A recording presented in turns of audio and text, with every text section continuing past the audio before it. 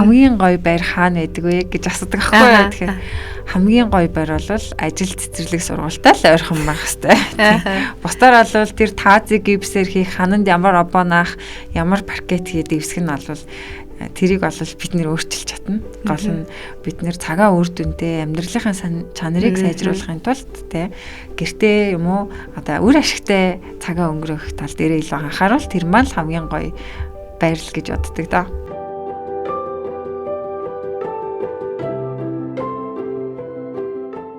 За сайн байцгаана үзэгчтэй ГГ Монгол подкастын маань ээлжид нэгэн дугаар эхлэхэд бэлэн болсон байна.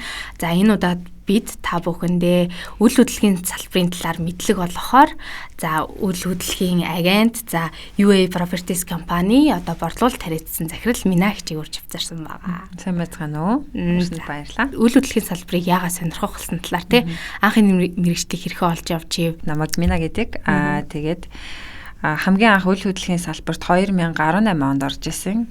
Тэрнээс өмнө бол ажлуудыг бол хийжсэн л да. Янз бүрийн төрлийн албан тушаалтай ажлуудыг хийжсэн. Гэхдээ ер нь тэндээс би нөгөө яг өөрийгөө үйлчлэгээний болон одоо хүнтэй харилцдаг юм ажилд илүү дуртай, тэгээд илүү амжилттай юм байна гэдгээ олж харж исэн.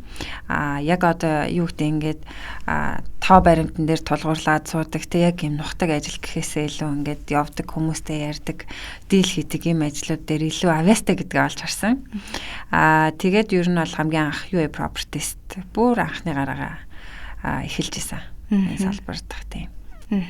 Энэ дээр одоо нөгөө нэг та сая яг хэллээ шүү дээ. Би өөрийгөө ингээд хүнтэй харьцах ажилд ингээд илүү авьяастай минь гэдгийг олж харлаа. Ерөнхийдөө миний ойлгосноор үйл хөдлөх одоо хөрөнгө зууч байна гэдэг нь тэр хүн борлуулалтын чадвартай хэрэгтэй. Ерөөсөө л хэр сайн борлуулагч энэ тэр хэрээрээ ашигтай байна гэж ойлгосон зөв. Ер нь бол яг зөв л дөө. Гэхдээ борлуулалтын хүн буюу борлуулалтын биш хүн гэж л хоёр англи нь бид нар. Тэгэхээр борлуулалтын юм бол нээлттэй тийм темпераменттай одоо яг өөрийнхөө темпераментийг мэддэг хүн л илүү эрт таньж мэднэ л дээ. Тэгэхээр яг одоо юу гэдэг ингээд ганцаараа ингээд те орчинд өөрөө төвлөрч юмаа хийгээд те тэгээд гараас нь юм гардаг хүмүүсээс илүүтэйгээр илүү нээлттэй одоо хүмүүстэй одоо юм бишүрхгүй юм харилцаатай байдаг те тийм авьяастай тууштай байдал бол ер нь хамгийн чухал байдаг. Тийм хүмүүс илүү сайн амжилттай борлуулагч нар болж чаддаг. Миний ингээд ойлгосноор тэр чинь өнгөрсөн оны судалгаа байсан. 1200 гаруй за би энэ дээр бичсэн байгаа тийм 1284 одоо гаруй тийм агент байгаа гэдэг өнгөрсөн оныхоор тэгээд 308 зуучлалын байгууллага байна гэсэн юм судалгаа гарсан юм лээ. Тэгээд энэ дундаас одоо манай иргэд айгүй олон төрөлтөлтэй баг шүү дээ. Айгүй дажгүй одоо агент гэж боддог, зуучлалын газар гэж бодоод очдог. Гэхэд одоо ингээд төлөөр гарах ч юм уу, тэр хүн хурам эхлэгдэх үед л зөндөө гарч байна. Тэгэхээр энэ тал дээр одоо хэрхэн яаж хүн эхлээд агентаа зуучлалын газараа зөв сонгох вэ гэдэг нэг тийм бяцхан зөвлөгөө байх боломжтой юу? Яг зөв. Энэ тал дээр бол өөрийн чинь хэлдгээр бол яг 2024 оны 2 дугаар улирлын судалгаагаар бол яг 308 тусгай зөвшөөрлөлтөй компани 1300 мэрэгжлийн сертификаттай агент байгаа гэдэг судалгаа гарч ирсэн байдаг. Тэгэхээр үйл хөдлөх хөрөнгийн 308 компани байна гэдэг чинь дахиад 308 төрлийн хэв маяг байх боломжтой байхгүй. Дахиад 1200 1300 агент байна гэдэг чинь тэнд дахиад бас тийм олон төрлийн шин чанаруудтай борлуулагч нар байна гэсэн үг. Тэгэхээр яг хөө минийхаар бол одоо сайн борлуулалттай компаниуд бол яг орчин үеийн одоо маркетингийн шийдэлтэд хөл нийлүүлж алхаж чаддаг тий. Мэдээж одоо нөгөө маркетинг аягүй сайн хөгжчөөд сошиалаар ингээд явж болох хүчнөө боломжууд байсаар л яг шуурхай зар дээр зар тавиал сууж байвал эн чинь биш байна л гэсэн үг шүү дээ тий. Тэгэхээр яг орчин үеийн хэрэглэгчийн одоо сэтгэл зүйдээр тэ одоо дүн шинжилгээ чаддаг, энэ дээр илүү судалдаг, тулж ажилдаг ийм компаниуд байвал сонгоход илүү төхөмтэй болов гэж бодож байна. Мөн дээрэс нь яг юм зах зээлийн судалгаа гэдэг юм айгуу чухал байдаг л та. Мэдээж одоо харилцагч болгон өөрийнхөө ямиг үнэтэй зарахыг л хичээдэг тий. Гэхдээ агентууд ер нь юг хамгийн сайн хийх хэрэгтэй байдیں۔ Юг сайн хийснээр илүү сайн борлуулалтын гэхээр үнэлгээ, зах зээлийн судалгаа гэж юм айгүй чухал байдаг л та. Одоо юу гэдэг зах зээлийн ханшийн байгаа тий. Одоо ойрын үед бол танай хотгонд ийм үнээр одоо борлуулалт хийгдсэн байдаг тий. Давхар цонхны байршил гэдэг ч юм уу энэ талаас сайн мэддэг, дүн шинжилгээ хийдэг тийм судалгаатай агенттай хамтарч ажиллавал илүү таны байр хортон зарагдах хаа гэж бодож байна. Тий.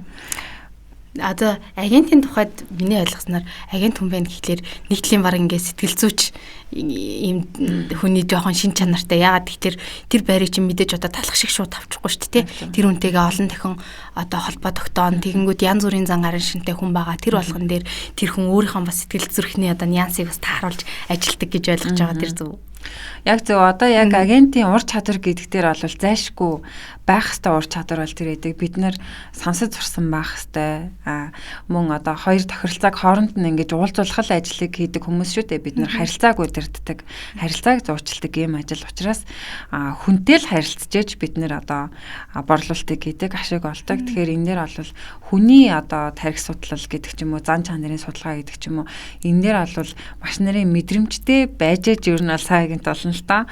Бусдаар бол миний бодол бол надад л зүг баггүй тий. Таны бодол энэ бол таны л бодол гэдэг шиг тэгэхээр яг нэг өөрийнхөө бодлыг хүн тулгах гэдэг ч юм уу, өөрийнхөө үзэл бодлыг тулгах гэдэг ч юм уу, энэ талаасаа илүүтэйгээр ямар төрлийн харилцаа одоо ямар ч төрлийн харилцаа хорвоо ертөнцийн байж болдог те, ямар ч төрлийн темперамент байж болдог гэдэг дээр хүлээн зөвшөөрсөн л байх хэрэгтэй юм шиг байна. Тэгэхээр одоо сэтгэл зүйч одоо сайн сонсогч байх гэдэг нь бол агент хүнд байх ёстой зайшгүй ур чадруудын бас нэг нь болж ордог. Одоо яг Монголд ингээд яг энэ чиглэлээр одоо ихтэй сургуульд бол бэлтгэхгүй байх шүү дээ тий. Ерөнхийдөө бол яг манай салбар чинь одоо хуулиар биш журмаар зохицуулагддаг салбар л та. Тэгэхээр бид нар бол санхүүгийн зохицуулахаар оны харьяанд ор байдаг. Тийм байгууллага гэсэн. Тэгэхээр тэндээс бол санхүүгийн зохицуулахаар оноос болон үл хөдлөх хөрөнгийн дээвэр холбоо гэж байдаг. Одоо Монгол улсад байдаг бүх үл хөдлөх хөрөнгийн зуучлагч одоо компаниуд, брокерууд, агентуудыг ингэж хариуцж явдаг. Тэгэхээр тэндээс одоо нөгөө давтамжтайгаар юм сургалтуудыг бид нарт явуулдаг. Мөн дээрээс нь одоо 2018 онд Монгол улс нэг сааралж ихсалтанд орж исэн. Тэгээд энэ үед бол яг нөгөө мөнгө угаах санхүү одоо мөнгө угаах, терроризмыг дэмжих, санхүүжүүлэх одоо энэ эрсдлийг одоо үл хөдлөх хөрөнгийн салбар бас үүсгэж байна, бүрдүүлж байна гэдэг үүднээс ер нь тэр үеэс хойш хяналт чалгалт нэлээд одоо чангарч ирсэн гэж боддог. Чангарч ирсэн. Тэгэхээр энэ маань бас ер нь бол зөв гэж харж байгаа. Яг тэгэхээр хин дуртай агент гэдэгтэй хин дуртай нь одоо байр зараад ингэж явах юм бол энэ маань ингэ замраагүй болно л да. Одоо хууль эрх зүйн хүрээнд ч гэсэн тий зах зээл дээр ч гэсэн энэ чинь хэдэн хүн амтай зах зээл байгаа байлээ. Тэгэхээр энийг нөгөө нэг яг сертификаттай сургалт тэгээд 2 жилдээ нэг удаа одоо тэр компанид ирдэг ээлжит шалгалт хяналт те одоо санхүүгийн бүх тайлан тоцоог авч идэг ийм байгууллагууд байдаг гэсэн үг. Тэгэхээр тэндээс бид нэрийг одоо яг сар болгон зохион байгуулагддаг ийм агентийн сертификаттай сургалт гэж байдаг. Ер нь бол ингэснээрээ тухайн агент заавал сертификатын төлөө биш бас мэргэжлийн агент болоход одоо шаардлагатай бусад ийм хичээл мэдээллүүдийг маш сайн авдаг гэж бид нар хардаг. Ер нь бол маш их дэмжиж ажилладаг энэ л дээр. Ерөнхийдөө шинэ одоо орон сууцны дундаж үн 4.1 сая метр квадрат нь байна. Дундаж нь бол 3 сая 900 мянган төгрөг гэж гарч байгаа. Монгол улс даяараа. Тэгтээ энэ үнэлгээ маань бас ингээд дүүрэг гэдэг чинь үү дүүргээрээ ялгараад бас өөр болно. 4 сая 100 бол хаавал дүүргийн одоо дундаж зэрэглэлийн одоо шинэ орон сууцны дундаж үн гэсэн үг байхгүй юу? Энэ ихтэй яагаад яг өсөд байна? Энэ одоо маш олон шалтгаан байгаа. Тэгэхээр ерөнхийдөө хөгжиж байгаа орнуудад бол үл хөдлөх хөрөнгийн үн ингэж нэг ажмаар өсөж явдаг нь бол зам ясны асуудал юм байна л да. Дээрэс нь энэ үл хөдлөх хөрөнгийн худалдаа арилжаа хөрөнгө оруулалтыг дагаад яг нөгөө нэг уучлалын салбарууд те хөрөнгө оруулалтын салбарууд бас ингэж дагаж хөгжиж явах хэвээр энэ бол ер нь зөв зам дээр явж гин гэж бид нар харж байгаа. Тэгэхээр энэ өсөж байгаа шалтгаанууд гэх юм бол ковидоос хойш үл хөдлөх хөрөнгийн маань үнэлгээ ер нь огцом өсөлттэй байж байгаад арай багаар тогтворжоод ирсэн байгаа. Гэхдээ ер нь бол 19 оноос хойш үйл хөдөлгөөнгийн үн унсангүй. Заримдаа огцом өсөлттэй, заримдаа бага зэргийн өсөлттэй авчиг, ер нь бол байнгын өсөлттэй явж байгаа. Тэгэхээр яг шалтгаануудын тоочж хэлэх юм бол ерөнхийдөө л хүн амын өсөлт хамгийн чухал юм тэр байгаа юм. Одоо жил болгон Монгол улсын Монгол улс бусад орон нутгуудаас тийм ээ Улаанбаатар хотод сууршиж ажиллаж байгаа хүмүүсийн одоо оршин суугч, шилжин сууршигчтэй шинээр төрөгч гэдэг ч юм уу те өсөлт нь жилд ойролцоогоор 1.3% өсөлттэй байдаг. Тэгэхээр энэ нь бол яг бага хүн амтай хүн амын хувьд бол их тоо гэж үздэг. Нэг жилд 1.3 гэхээр ер нь бол нэлийн өсөлттэй байна гэсэн. Мөн дээрэс нь барилгын одоо хүмүүс ингэдэг л тийм обо маркетинг баг чинь байр ахаар юм үнэтэй гэдэг ингэж ярьдаг байхгүй. Гэхдээ яг нэрэндээ ярих юм бол одоо намайг хүмүүс байрны өсөглөө гэж уралж магадгүй. Гэхдээ нэрэндээ ярих юм бол энд маш олон өртөг шингэсэн байдаг. Нэгдүгээрт газрын өртөг гэж нэг айхтар юм байдаг тий. Өндөр үнэтэй газар бол сайн байршилтай газар байна гэсэн. Сайн байршилтай газар худалдаж авахын тулд өндөр татвар төлн өндөр үнээр худалдаж аавн тий. Дуудлага худалдааны үн нас өндөр байдаг. За юм байна. Мөн дээрэс нь ковидоос хойш барилгын материалын үн бол маш ихэр өссөн. Энэ нөгөө нэг тээврийн одоо төвөгшлөөс шалтгаалаад өссөн гэж үздэг авчиг. Ер нь бол ингээд бус ингээ барилгын материалын цементний үн өсчлөө, арматур өсчлөө тий. Мөн дээрэс нь хөдөлмөрийн үйлс өссөн байдаг. Байнгын өсөлттэй байгаа. Тэгэхээр энд нөгөө барилгын салбарт бас ажиллах хүчний хомсдол гэж бас нэг айхтар юм байгаад тий. Мөн дээрэс нь энэ дээр бид нөгөө мэрэгжлийн уур чадвартай одоо заслын баг тий жишээлбэл ийм хүмүүсийг ажиллуулахад илүү одоо мөнгө өртөг төлж ажиллаулдаг нь бол үнэн. Тэгэхээр яг худалдаа авагч нар манаас энийг ойлгоорой. Барилга гэдэг бол зөвхөн обо паркетээр хэмжих боломжгүй. Килограмм цементээр бас хэмжих боломжгүй гэдэг юм аа. Энд бас ингээд ахаад нөгөө барилга байшин барих юм бол дулааны шугамын татна, цэврийн хоолойгийн татна, бохрын хоолойгийн татна. Энэ дээр ингээд тооног төхөөрөмжүүд орно те, бараа материалууд орно. Ажиллаж байгаа хүмүүс бас орно те. Одоо тоочих юм бол маш олон зардал байна л да. Тэгэхээр энийг бас нэгтлийн ойлголт бас тусад нь ахаад нэг өгөл зүгээр ах гэж би боддог. Монгол улсын хүн амын нягтралшил ялтч Улаанбаатар хоттой төвлөрөөд байна тий. Тэгэхээр дархан эрдэнэт рүү нүүж сурч хүмүүс айгүй олон болсон. Айгүй олон барилгууд баригдаад айгүй баг хочуулцсан юм лээ шүү дээ. Айгүй гоё юм лээ. Тэгэхээр тэр төрлийн хоёлын нэг зах зээлийг яриа л да. Дархан эрдэнэт рүү одоо байр авбал ирээдүйд ер нь хэр зөв хөрөнгө оруулалт болохаарэ. Тэглэг яг мэдээж бид нар бол яг салбар нэхээс өмнө судалгаа хийж л таарна. Тэгэхээр одоо орчин үеийн залуус бас нөгөө нэг Улаанбаатар хотын энэ төвөгшлүүдээс одоо та бүхний мэддэг төгжрэл одоо тоосчлттэй төвөгшлүүдээс шалтгаалаад ер нь хөдөө орон нутаг руу шилжиж амьдарч байгаа үзэгдлүүд бас маш их болсон. Мөн дээрэс нь одоо хүнс хөдөө аж ахуйн яам маань Дархан хот руу ингээд нүүж байгаа. Тэгэхээр энэ дээр ахаал нөгөө нэг ажилчдын байр орон сууцны асуудал те янз бүрийн асуудлууд гардаг гэсэн. Үнийн хувьд бол Улаанбаатар хотоос хямдхан байна гэж бол байха болчихж байна. Мөн л адил одоо Улаанбаатартай айхтар зөрөөгүй дээ. Ер нь бол дундаж үнэ 1 метр квадрат нь 3 сая 400 орчим дээр байгаа гэсэн. Эрдэнэ хотод бол угаасаа л нөгөө нэг хүн амын одоо дийлэнхэндээ Эрдэнэтийн ГОК-од ажиллаж амьдардаг. Мөн Эрдэнэтийн ГОК-ийн дагуул компаниуд гэдэг ч юм уу те. Эднэрээс үндэслээд ер нь бол хүн амын суурьшил байсаар л ирсэн. Гэхдээ эргээгээд энэ яагаад шинэ орон сууцны хотгонууд илүү баригдаад байна гэхээр хуучин байсан орон сууцнууд нь ерөнхийдөө одоо хэрэгцээ шаардлагыг хангахгүй байна гэж үзээд тийм ээ яг тэр хот дотроо ахиж шилжин суурших тийм хөдөлгөөнүүд бас ингэж нэлээд түлхүү ажиглагдаж байгаа гэсэн. Сөүл хотын салбар маань бол яг Улаанбаатар хот болон одоо Монгол дахь салбаруудаас нэлээд онцлогтой л доо. Нийт бол манай компани 5 салбартай. Улаанбаатар хотод 2 салбартай, Дархан Эрдэнэтэд нэг салбартай. Сөүл салбар маань бол манай одоо компани анхны гадаад дахь салбар. Тэгэхээр энэ дээр ахаад л бид нэр судалгаа хийж үзсэн. Одоо 2023 онд бид нэр салбараа нэгтээ судалгаа хийж хахад бол нийт 53 мянган монгол хүн одоо Солонгос улсад ажиллаж амьдарч байна, сурч байна гэсэн судалгаа гарсан. Тэгэхээр ерөнхийдөө л хүмүүс маань Монгол улсын иргэд ихэвчлэн гадаадад ажиллаж амьдрахаар явахдаа амьдралынхаа нөхцөлийг сайжруулахаар л явсан байдаг тий. Одоо байраа томруулах тий. Одоо агшаа байшин амьдрдаг байсан бол орон сууцнд амьдрах нөхцөл сонирхлоо хангах, одоо машинаа сайжруулах тий. Одоо өөр хүүхдээ илүү сайхан боловсрол орчинд өсгөх гэдэг. Ер нь бол яг амьдралаа дэвшлүүлэх сайжруулах зорилгоор явсан хүмүүс бол маш их байдаг. Тэгэхээр тэр хүний яг гол анхдагч хэрэгцээ болвол орон сууц муу юм байна гэж бид нэр үзсэн. Тэгэхээр яг хуу манай компани тэнд одоо захиалгаар баригдаж байгаа орон сууцнуудын захиалгыг авдаг гэсэн үг байхгүй юу. Тэгэхээр яг бид нэр өөртөө борлуулалт маркетингийг хариуцж ажиллаж байгаа одоо найдвартай гэсэн төслүүдээ Солонгос улсад байршуулад тухайн хүмүүс сонголтоо хийгээд одоо сарын төлөлтөө ингээд тооцоолуулад тий. Ялгаанууд нь бол ерөөсөө гадаадад ажиллаж амьдарч байгаа Монгол улсын иргэдийн ихэнх нь нөгөө ипотекийн зээл, банкны зээл авах боломжгүй байдаг. Яагаад тэгэхээр нийгмийн даатгал төлдөггүй гэдэг шалтгаан байгаа тийм ээ. Гэхдээ орлого бол олоод идэг, тогтмол байгаад идэг, тэр нь тэгээ өндөр байгаад идэг. Тэгээ ингээд байраа бас зээлээр авчмаар байгаад идэг тийм.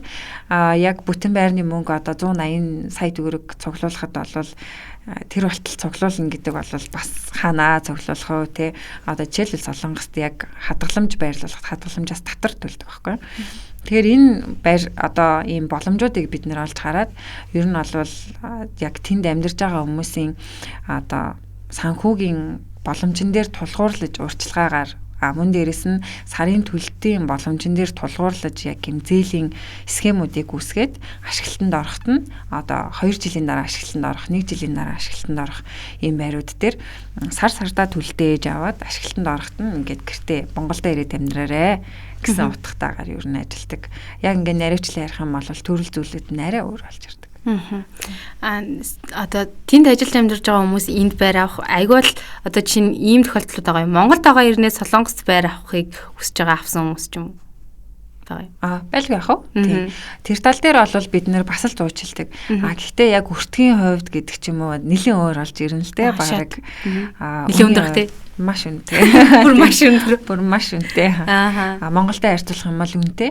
Гэхдээ бас нөгөө нэг одоо манай компани бол яг сүүлийн 2 жилийн хугацаанд гадаад борлуулалт руу чиглэж маш их ажиллаж байгаа. Солонгос, одоо Хятад, Филиппин улс руу бас нөгөө борлуулалтаар ингээд янз бүрийн төрлийн борлуулалт, Япон руу бас явж үзсэн тий. Тэгэхээр бүгдээрэнд нь аягүй сонирхолтой байдаг байхгүй биднэрт яг тэр улсын маш хөгжингөө өндөр хөгжилтэй орны үйл хөдлөлийн одоо харилцаа нь ямар идэм бэ гэл ингээл судлаа явахад бол аюу сонирхолтой байдаг. Тэгэхээр манай улс бас энэ тал дээр хурдан хөгжөөсэй гэж бол бид нэр харж идэг. Үүний хувьд гэхээр бас одоо апартмент худалдаж авал газар настаа галтаж ирдэг гэдэг ч юм уу тийм. Ойролцоогоор 86 м квадрат Кангнам дах одоо 86 м квадрат орон сууцыг худалдаж авахад 7 тэрбум вон болж исэн. Тийм. Тэгэхээр маш өөр. Нэрэл маш өөр юм байна тий. Нилээ ялгаатай. Гэхдээ Монголд авч байгаа үнээр бас авах боломжтой хотууд гэж байдаг. Одоо яг улсынхаа нөгөө бодлогоороо зохицуулдаг. За энэ ингээд хүн амын шин суурьшлын бүсийг үүсгэх гэж байна. Эндээ бид нэр хүмүүсээ ингээд амьдруулъя тий. Урсгалын татъя гэдэг үднэс хөнгөлтэй нөхцлөөр зээл одоо юу гэдэг үнийн одоо давуу тал тий. Ийм зүйлүүдийг бас санал болгож явд юм лээ. Тэгээд 86 м квадрат байран дээр 4 м квадрат Кангнамын бас юм газрын гэрчлэгээ дагаж ирдэг. Тэгээд дээрэс нь одоо юу гэдэг татврын хувьд, шимтгэлийн хувьд ер нь бол систем нь их л өөрлөлтөө жил болгон татвар төлдөг байх жишээний тий. Тэгээд тэр нь жоохон өндөр. Ер нь нэлээд сонирхолтой тийм ээ тий. За би нэг жоохон хувийн шин чанартай асуулт асуучвал энэ одоо жилийн орлого дунджаар хэдэн төгрөг байна вэ? Тэ. Өнөөдөр манай Монголд одоо би өчигдөрхөн одоо Bloomberg TV дээр уншсан байхгүй. Нэг одоо хүн ингээд байр авлаа гэж бодоход ингээд жил сарын орлого нь 2.6 дахин өсөх хэрэгтэй байна. Тэгжээж юу нэгээд байр авах хэрэгтэй нэ гэж хангагдахаар юм байсан.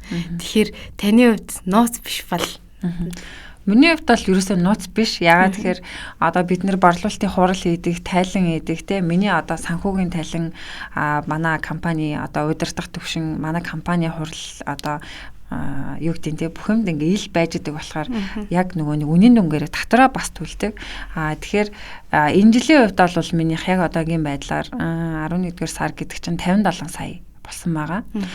Гэхдээ энэ нь бол яг нөгөө гадаад зах зээлд ажилтдаг энэ хүний хувьд бол надад бол бас л чамлалтай санагдаж байгаа. Тэгэхээр бид нар бол яг нөгөө нэг одоо өөртөө дэгжлэхэн цаашинтай ингээд олон жил ажилласан хүмүүсийг бол экспертүүд гэж ярьдаг. Тэгэхээр экспертүүд бол борлуулалт нэр илүү сайн амжилттай хийдэг гэж хардаг байхгүй. Тэгэхээр энэ бол баг ер нь бол яг борлуулалт хийдэг экспертүүдийн хувьд бол 3-1 л гэж харж болно.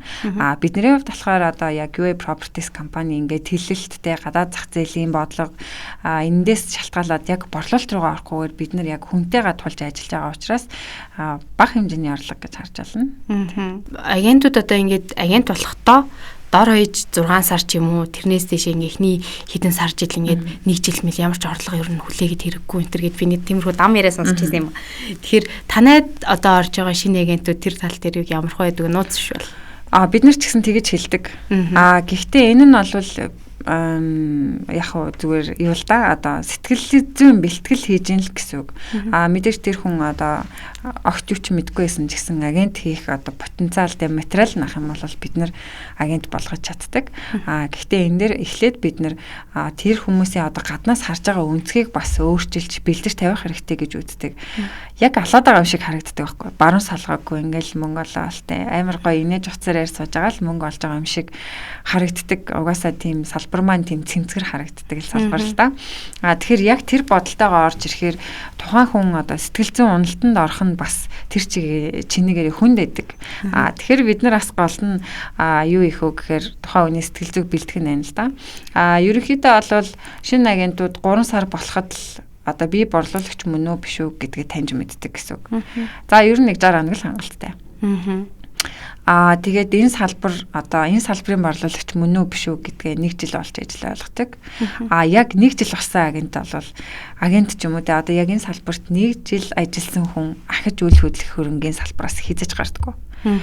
Компаниас солих ч юм уу те уцаа солих ч гэдэг юм уу төрөл зүйлээ солих ч гэдэг юм уу яг тэгэл явж байдаг гэсэн үг. Залуу үеийнхэн 20-25 насныхан танай компанид айгүйх байгаа бах тийм. Энэ талхныг сүүлийн үед айгүйх нэг шүүмжилдэг болсон шүү дээ. Ажлаа ингээд хариуцлагагүй иж байна. Одоо ерөөхдөө энэ үеийнхнийг ажилуулахад айгүйх хэцүү. Үг даах чадвар муу, ажлын ачаал даах чадвар муу гэдэг. Тэгэхээр энэ тал дээр таны харсан нэг үнцэг байна уу? Бэл яах вэ? Шал өөртөө тэд нар ч. Гэхдээ энэ бол заавал муу гэсэн үг биш л те. Тэр хүүхдүүд яг за ер нь бол энэ хугацаанд те миний олж харсан хамгийн чухал юм бол ерөөсөө тухайны хүмүүжил одоо өссөн орчин ер нь бүх шат бүх төвшинээр шууд нөлөөлдөг гэж хардаг. Мэдээж 25 настай ингээд 5 борлуулагч хүүхэд байхад тавуулаа тийм залхуу байна гэсэн үг биш. Үнэхээр одоо миний яг 2 жил бэлдсэн ахлах борлуулагч бол өнөөдөр 24 настай.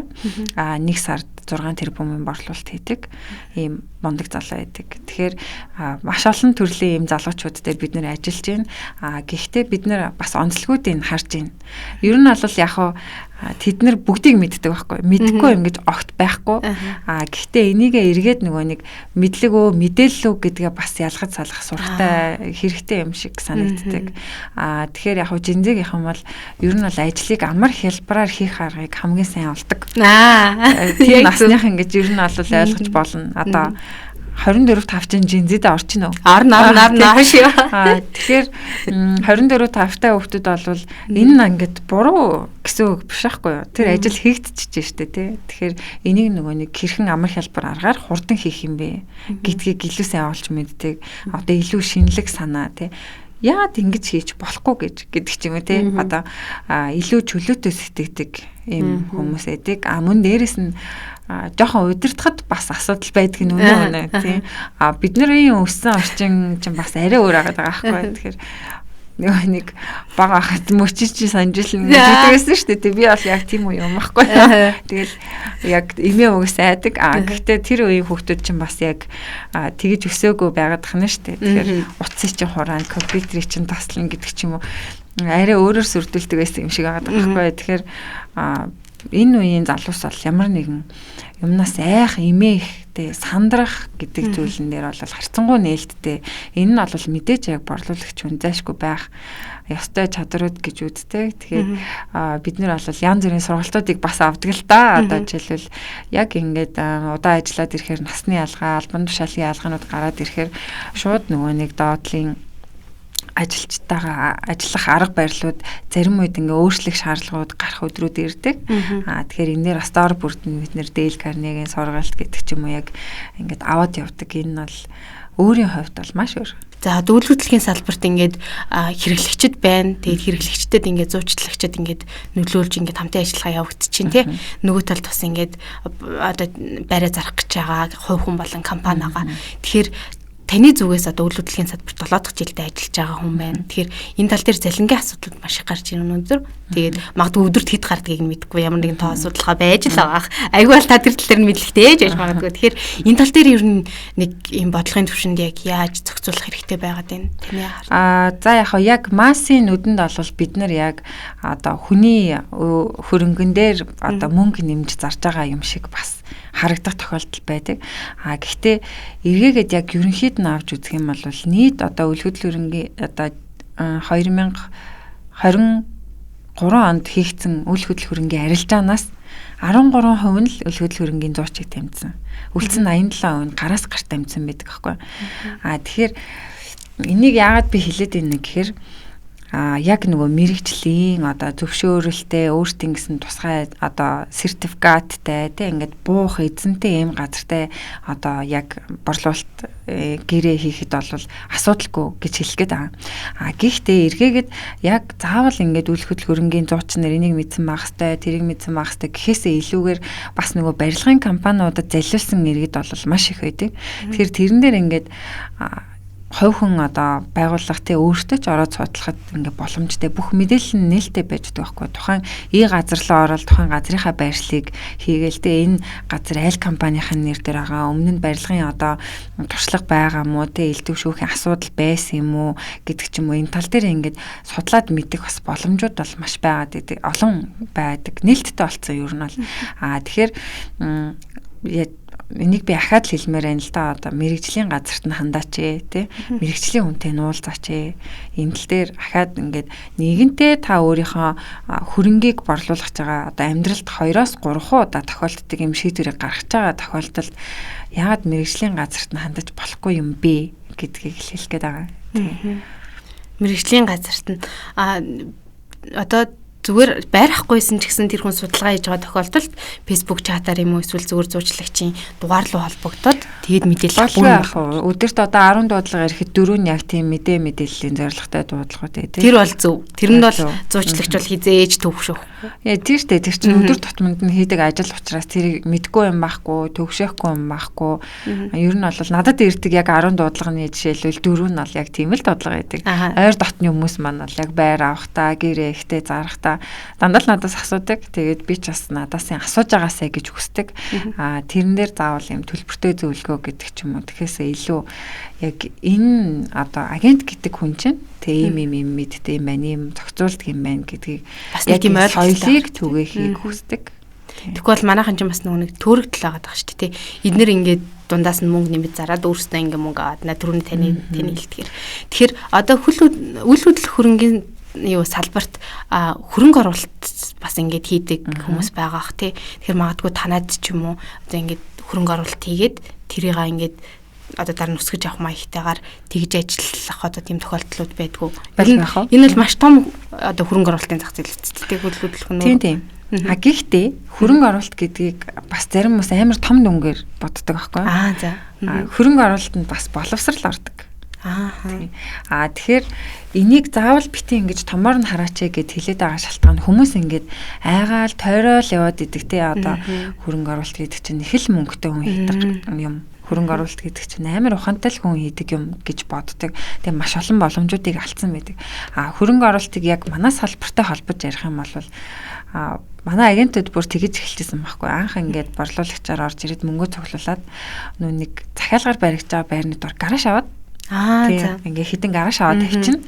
Ашиглалтанд ороход одоо жишээлбэл нэг 8-9 сарын дараа нэг гаражн дээр 10 сая нэмэлт ирж зарах гэдэг ч юм уу тий. Энд чинь хөрөнгө оруулалт мөн шүү дээ. Тий. Ер нь бол яг энэ тал дээр манай агентууд илүү смарт ээж чаддаг. Яг одоо жишээлбэл анх орж ирэхдээ өөрийнхөө амьдарч исэн 2 өрөө бариа зараад захиалга хийж байгаа одоо 2 хотгонд 2 өрөө барь 2 олгоод те мэдээж өний хувьд нөгөө нэг ашиглалтанд ороогүй учраас илүү хямд төсөр авах боломжтой байдаг. Тэгэхээр энэ дээр ахаад 2-ыг аваад те ашиглалтанд ороход дахиад үн нэмээд одоо 2 ширхэг ахаад 3 өрөө олгоод те ингээд яваад идэг ийм хөрөнгө оруулалтууд ч байна. Тийм. Тэгэхээр яг нөгөө шин залуу үеийнхэндээ бол битээ тэгэж айж имиж аваарай. Гол нь яг хөө энэ маань эргээд л ингээд мөнгөн дүү ярьдаг учраас заавал найдвартай л юм одоо мэрэгжлийн үнээс нь асуугаад хийгээрэй гэж хүсмээр байна. Австрал руу бас бид хэд яг эх 7 хоногт хөдлөх гэж байна борлуулалтаар. Ер нь бол яг гадагшаа борлуулалт ингээд танилцуулах те өдөрлөг бол сүүлийн 2 жил бол маш олон ээж байна. Энэ жил гэхэд би 6 удаа гадагшаа тэмэлтээр явсан. Яг энэ борлуулалтын ажиллаараа. Тэгэхээр ерөнхийдөө бол гадаадд байгаа монголчууд яг энэ тал дээр бас бид нартэй их ярилцдаг л да. Одоо би ингээд цалин өндөр авдаг тий. Гэхдээ ингээд яг байгаагийнх нь хэрээр ингээд ашиглаж чадах юм уу, урьдчиад байгаа юм аа, цааш нь чадахгүй байна. Би нэг байр олох юм лөө, хөрөнгө оруулалт олох юм лөө гэд ер нь бол маш их зөвлөгөө авдаг. Манай төслүүд дээрээс 9 дэх удаагийнхаа байрыг авж байгаа худалдаа өгчөж байгаа. Австрали улсад байдаг. Тэгэхээр тэрийг нөгөө хямд ахт нь авчаад тий буцаагаад л нөгөө сар болгон төлөлтөө ямар нэгэн хүүгүй нөхцөлгүйгээр хийгээд ийн гэсэн үг шүү дээ. Гол нь яг нөгөө тухайн төсөл маань хугацаанд ашиглалтанд орж гин үү тий яг хэлж байгаа үнэндээ хүрж гин үү гэдгээ бол тухайн судлаад мэдчихдэг. Тэгэхээр энэ нь бол бас л бидний хийдэг гол зүйлийн нэг л тий орон сууцыг яг одоо нэг орцоор нь бүтнээр нь худалдаж аваад мэдээж нөгөө барилгын ажил явж байх үед орцоор нь худалдаж аваад эсвэл давхраар нь худалдаж аваад юу гэдэг ингээд борлуулалт хийдэг хүмүүс бол маш их байдаг. Эднэр бол бүгдээр л хөрөнгө оруулалт. Тийм. Магадгүй одоо үйл хөдлөх хөрөнгийн салбарынхаа яг тэр барилгын компани ер нь сайн даа гэсэн ч юм уу дотооддоо тий тэр барилгын компани барилгал ер нь тажигддаг гэсэн тэр талаар ер нь ярьж болдог юм болоо. Реклам л болно да. Реклам болж байгаа тий. Тэгээд бас манай үзэгчдэд бас сонирхолтой байж магадгүй. Энэ бол яг нөгөө бас л хувь үнний шин чанаруудаас л болно. Би ч одоо ингээд 3 хүүхэдтэй, бага насны 3 хүүхэдтэй. Тэгэхээр миний хувьд бол надад нөгөө гадна орчин, аюулгүй байдал, тэ ногоон байгууламж бол миний хувьд чухал байхгүй. Илүү одоо нөгөө хүүхэдгүй, арай болоогүй залуу гэр бүлүүд, одоо ганц бие залуучууд тэ эднэрт бол яг тоглоомын талбай, ногоон орчин бас сонирн биш байх боломжтой. Тэгэхээр миний хувьд бол яг NCD Group-ийн барилгын төслүүд бол яг төсөл дээр одоо нөгөө нийт газрын оногдох хувийг ногоон байгууламжаар илүү өндөр тавьж өгдөг. Ногоон байгууламж үлдсэн 30% дээрээ барилгаа барьдаг.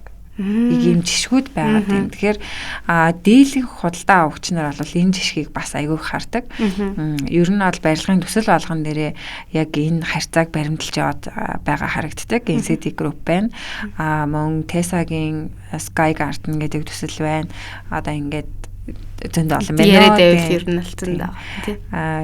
Одоо бол гэхдээ миний хувьд яг гадна орчин нас гадна одоо нөгөө нэг сургуулиудтай ойрхон байх амар шулын тий.